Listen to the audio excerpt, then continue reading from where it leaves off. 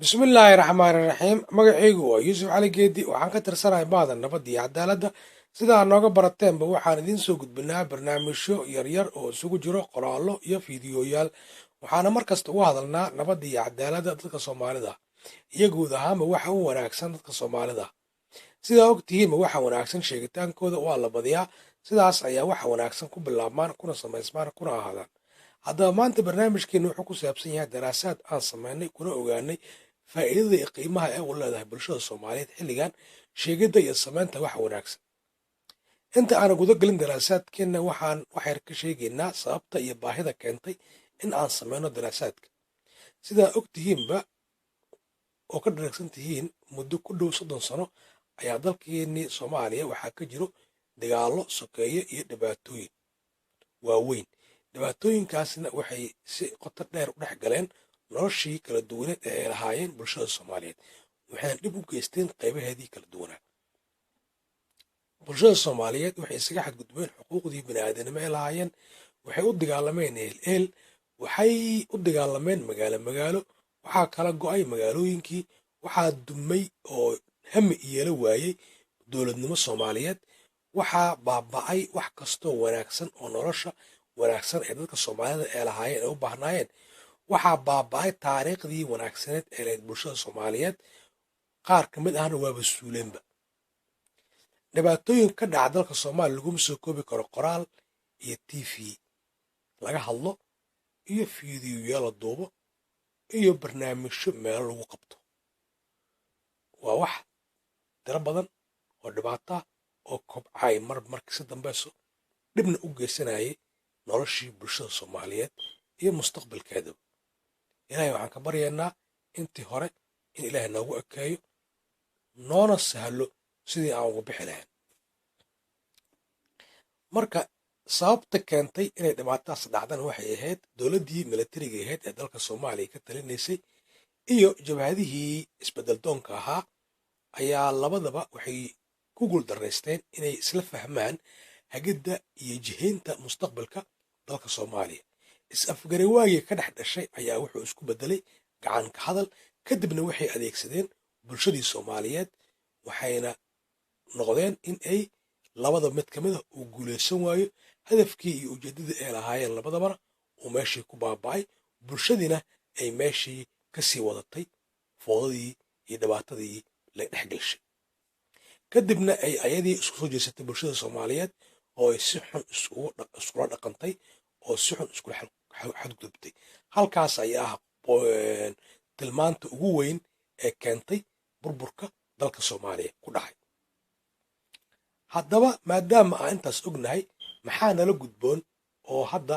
aan u samayn karnaa dalkeennii iyo bulshadeennii soomaaliyeed marka hadda ayaan daraasaadkayga gudagalaya waxaan samaynay marka daraasaad oo aan raadinay wax u qalmo bulshadii soomaaliyeed oo ay uga bixi karaan dhibaatadii ku dhacday muddadaas 30 sano ahayd iyo qaabka ugu fudud oo shaki la'aanta ah oo ay uga bixi karaan iyo weliba qaabka ugu raqiisan oo aan ku xirnayn shuruud aan la raadin karin ama la heli karin tusaale ahaan shuruudaha waxaa ka mid a haddii la yidhaahdo shuruud intaasoo lacaga inaan helno ayaan u baahannahay si aan dhibaatadan ugu baxno haddii la yidhaahdo intaasoo ciidamaah ayaan u baahannahay haddii la helin maka bixi karno haddii la yidhaahdoo kale intaasoo taya oo cilmi ah ayaan u baahannahay haddii aan la helin kama bixi karno shuruudaha waa sidaasoo kale waxaa ka mid ah waxyaabahaas ayaa ka mid ah shuruudaha marka waxaan raadinay wax aan shuruud weyn lahayn oo bulshadina dhib iyo kalif u keenaynin oo nolosheedina ay ku soo cesho karto wanaagsaneed ee lahayd ugana bixi karto tii xumeed ee u keentay dhibaatada kadib waxaan ogaanay in bulshada soomaaliyeed markii horeba ay ahayd bulshadii caawisay oo garabka siisay dhibaatadii ka dhacda dalka soomaaliya hadday ahaayeen kuwii dowladda hadday ahaayeen jabhadihii hadday ahaayeen kuwii kadib ka dambeeyey ay faxsharka iyo foodada isla dhex galay ee dagaalada ahligaa ku dagaalamay dalka gudihiisa kulli waxay ahaayeen bulshadii soomaaliyeed oo ficilo xunxun faraha la gashay samayntooda iyo ku dhaqankooda iskuna xasdaayey noloshii caadiga ahaa ee bini'aadanka u lahaa maadaama ay bulshadii ahayd meeshii ugu weyneed ee ay samaysay dhibaatada maantay dalka soomaaliya haysato waxay haddana awoodaan in ay joojiyaan wixii ay faraha kula jireen kuna beddelaan wanaag wixii ay faraha kula jireen oo xumaanta ahaa oo ay sameeyeen oo dalkoodii iyo naftoodaba ay kula kaceen inay joojiyaan sidaa og tihiinba qof kastana ay ka dharagsan tahay dadkii laamiyada gubaayey ee lugaha dhigaayey ee qashanku shubaayey ee derbiyada duminaayey ee hubkii milatariga isticmaalayey ee isku adeegsanayey ee kala gadanayey ee tuugada iyo gaangastarinta ajaanibta soo ijaaranayey ay kala qaybinayeen dalka soomaaliya ee xadaayey kulli waxay ahaayeen dadka soomaaliyeed bulshada soomaaliyeed ahayd ma fahamta meel laga soo abaabulo iyo qolo lacag siinaysana ma jirin qof kasta asaa isxil qaamaye si uu u sameeyo xumaan ujeeddo kale ma lahayn oo aanay inuu xumaanta u sameeyo intaas qof ay ka qarsan tahay oo soomaaliya ma jiro qof laga qarin karana ma jiro marka maadaama ay bulshada soomaaliyeed ay ahayd xubintii ugu weyneed ee khasaarada ku dhacda dalka soomaaliya sababta u ahaa waa inay joojiyaan wixii xumaanaya faraha kula jireen kuna beddelaan wanaag jadadkii ay gubi jireen waa inay fiyooro ku abuuraan guryihii iyo masaajidadii la duminaya waa in dib loo dhisaa isbitaalladii waa in la caawiyaa waa in laga shaqeeyaa dowladnimo wanaagsan xumaantii la sameeyey bilcagsigeed in la sameeyo wanaaga waa intaas oo shay ayaa la samaynayaa waana wax u sahlan bulshadii oo aan ku xirnayn sharuud oo aan ku xirnayn ciidamo u baahnayn oo aan u baahnayn lacag badan oo aan u baahnayn cilmi badan oo aan u baahnayn gacmo ajaanib oo shisheeye shalay markay intaas samaynaysa bulshada soomaaliyeed levelkeeda ugu dhexe levelka dhexe ayuu ahaa meesha ugu xoogga badnaa ee caawiyey dhibka haddaan been sheegaayo iyo haddaan run sheegaayo taariikhda ayaa xusi doonta warkayga qof kastoo soomaaliya oo dalka soomaaliya joogo ama bannaankiisa joogo ee daacada runta wuxuu og yahay inay ahayd bulshada soomaaliyeed meel kastay joogtay dadkii caawiyey dalka soomaaliya inuu dumo ayagay ay ahaayeen dadkii u sacabatumayey qabyaaladda ayagay ahaayeen kuwa u sacabatumayey xisbiyada siyaasiyiintoo beenta ayagay ahaayeen kuwa u sacabatumayey dowladaha shisheeye la soo ijaaranayay ayagay ahaayeen kuwa u sacabatumayey tuugada iyo gaangastarinta laga keensanaya bannaanka ayagay ay ahaayeen kuwa isku diidayay wax wanaagsan inay samaysmaan qof kalamaa timid marka haddee daacad kaa ahayd oo xooggaagiiba aag gelisay adoo aan lacag lagu siinaynin maantana waxaa awooddaa inaad joojiso jooji wixii afraha kula jirta waa sida ugu fudud jooji wixii afraha kula jirtoo samaysa haddii aa ahayd kii sameeyey iyo haddii aadan ahaynba kii sameeyey bilaa wax wanaagsan jooji haddaa ahayd kii sameeyey ceeb maaha qof wax waa ka dhacaan xun laakiin inuu ku sii dhex jiro ayaa ceeb ah wax waa dhacaa qalad waa dhacaa waa la dambaabaa waa lagala soo laabtaa ceeb maaha wax oo ceeba maaha waxaa logala yaaba maaha wax weyn aa badbaadisay naftaadina waa soo celisay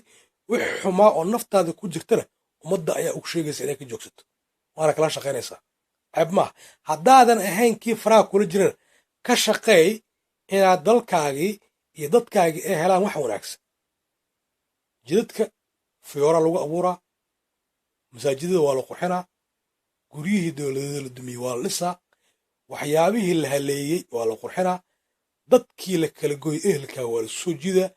qabiiladii kala guura isdagaalamay waa isjeclaanayaan waa isdhexgelayaan walaalnimadoodii soo ceshanayaan magaalooyinkooda iskula noolaanayaan ma fahamta